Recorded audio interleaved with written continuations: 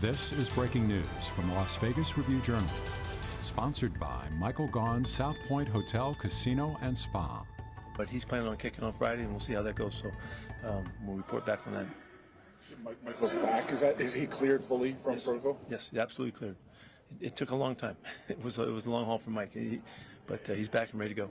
You can tell us a little bit about how hard it was to fill in for him on special teams when he's gone. I guess what does it mean to have him back? Yeah, it's crucially important for us, particularly because he's in such a critical position that he plays.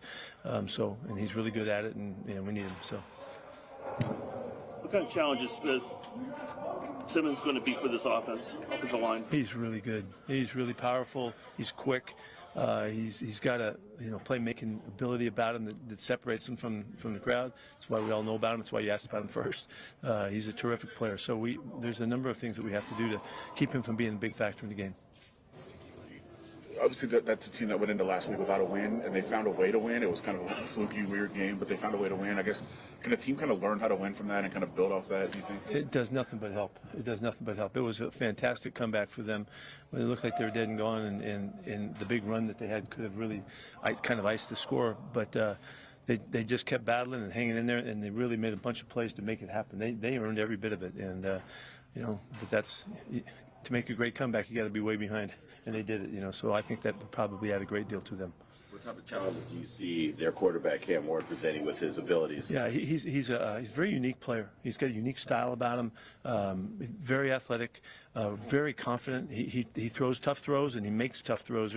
He'll surprise you with his ability to find receivers and kind of in almost predicaments, but he finds a way to make things happen. I thought his finish in the game and the big throws that he made to get them back in there. There's 3 huge plays there, and they're all just gorgeous throws. So he's got all of the potential and the ability and all of that. And he can move around. He's got a scramble threat to him, of course, but he does really look for his receivers. So he's scrambling to throw, it seems, but he poses the same kinds of problems we saw in Chicago.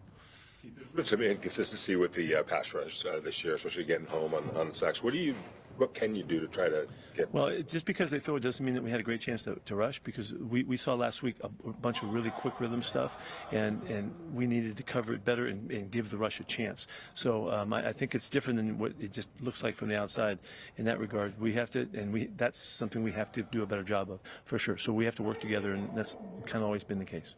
I know Stone's a veteran, but can you give us your thoughts, on his first start there, how you thought? I thought he did a terrific job, really. He played really strong in the run game.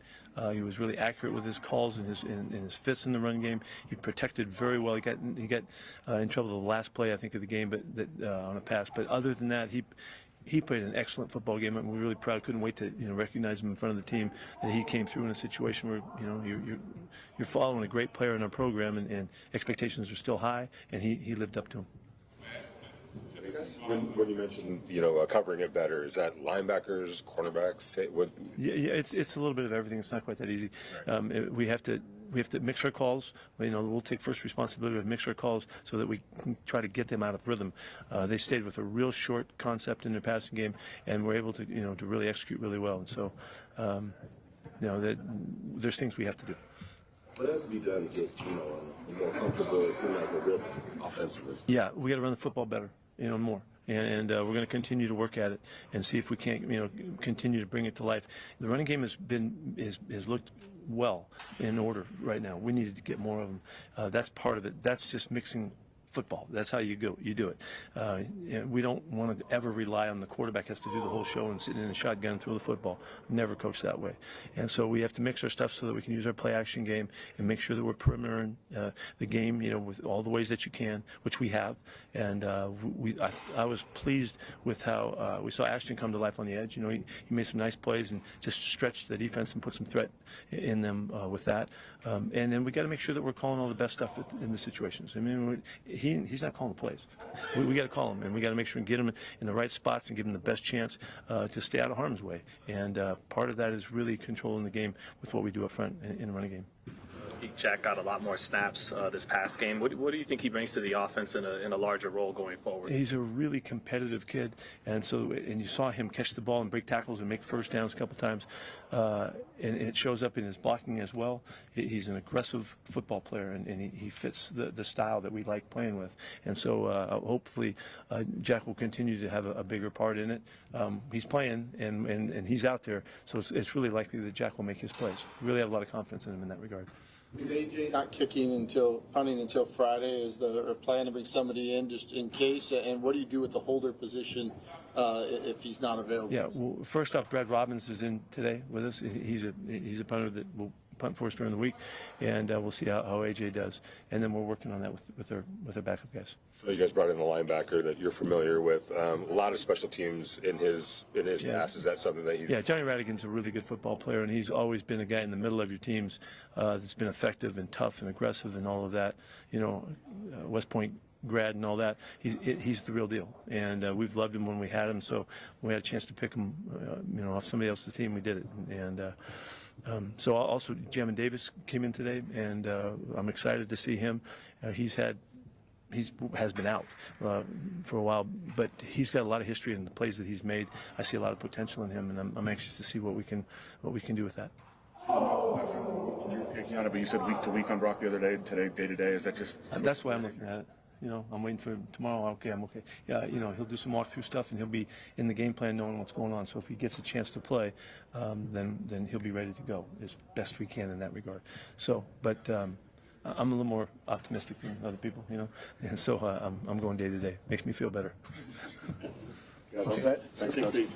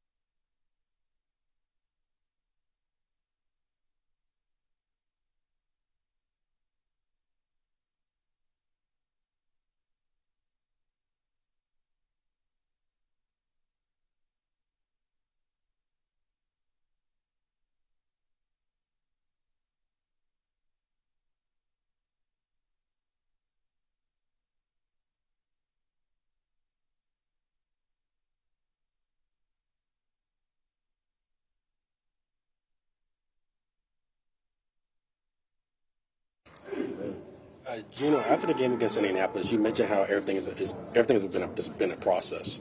I was wondering, what's been that process like, trying to get acclimated to Chip Kelly's offense so far during the regular season? It's just a learning experience. Every game's going to be different. You got to keep going. You got to keep learning from all the experiences, and it's been good. It's been real good. Is it an offense that's majorly different than what you've done in the past, or? No, not at all. Jack got a lot more snaps this last week. What do you think of how he did, and what do you think he brings to the offense going forward? Yeah, I thought he made some plays. I thought he had some tough catches in there. I thought he did a good job at competing. I thought he did a good job at learning as the game went along. And I think as he continues to play and as he continues to grow, I think he'll continue to get better. I think he's a really good player, a really good young player, and he's just growing into what he's going to become. Have you felt your guys, rally around you even despite the early struggles and just have your back in general? Shoot, man, ask them. Yeah, you know what's going on around here. Come on now. You talked about wanting to get the running game going more consistently to kind of make it a little easier for you in the offense as a whole. Just in that regard, what have you seen from Ashton week in, week out, just in terms of his growth? Same player, man. He's a hell of a player. He's a great player, great back. And again, when we get him in space, man, you can see what he can do with the ball. I think that's evident on tape. And he punishes guys in the open field. Really smart young player, really mature guy as well. And he's got a lot of great intangibles about him. But I mean, he's explosive with that ball in his hand. So we got to get him the ball, get him in the open field, get him in space, and he'll make things happen. Dante's a rookie, but how do you two communicate and to work on developing the rapport that you have on the field? Repetition, and that's something that is always going to be the father of learning. Continue to rep these things, and talking in the meeting room, talking in the classroom. I call him late nights sometimes just to remind him that, hey, man, you're the guy, and we're counting on you. So Dante's doing a great job. He's learning, as we all are, and he's getting better from week to week. That's all you can ask from him. He's taking the right approach, and it's gonna click. Here soon, it's gonna click, and I really believe that. You're a guy that likes to watch film. You study. You're diligent on that. I'm curious, when you look at games 1 and 3, and then games 2, 3, and 4, have you noticed anything that you're like, okay, when I'm performing extremely well, this is different? The same thing. I got the same process. If the ball tips up in the air and gets picked, 6 of the interceptions this year were tipped in the air. Johnny on the spot, defensive guy.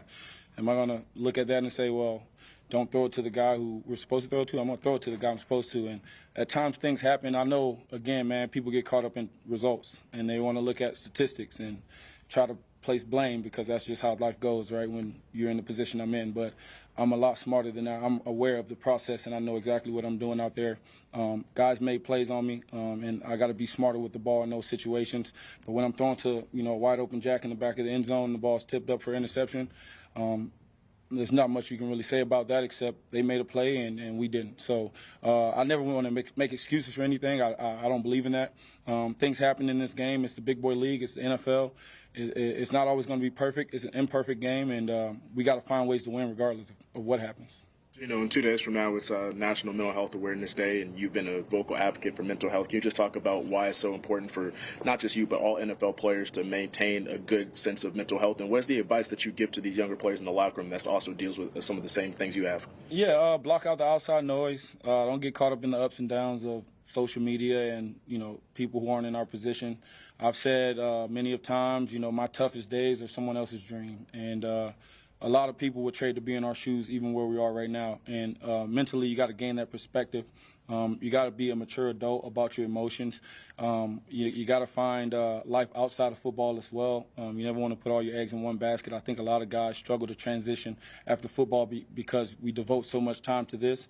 But, this is what we do, not exactly who we are. And so for everyone, who's dealing with mental health, I would advise them to seek counseling, try to find an outside source so that you can get it out. And whatever you're going through, you got to be able to push through it, man. But you also need someone to talk to. So find someone to talk to and then do your best to, manage your emotions.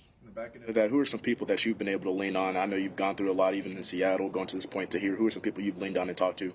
Number one, I talk to God. I'm big on my faith, and I'm just, reading my Bible and, just always trying to, connect myself with the higher power. And then my mother, my father, brothers, sisters, my teammates. I mean, I have a great support group around me. And I think when you think about going through things, I don't think I've went through anything. I've been in the NFL the whole time, so there's not much that I've gone through. The reality is all your perception. So whether or not you think it's something or you think it's nothing, it's just how you look at it. As on your perception, man, can you talk about how much the last few weeks have fueled and motivated you, and how do you continue to keep showing up and being a leader every day? I'm not externally motivated. That's just not how I am. I'm motivated every single day. I'm looking forward to today's practice. I don't look too far ahead or too far behind. I'm staying where my feet are. Nothing outside of me can motivate me. And so that's just who I am. I want to motivate my teammates if I can. But, we all have a job to do, and we all got to make sure that we're focused and getting our job done. That's all good? Cool. Thanks, guys. Appreciate it. Thank you, Jim.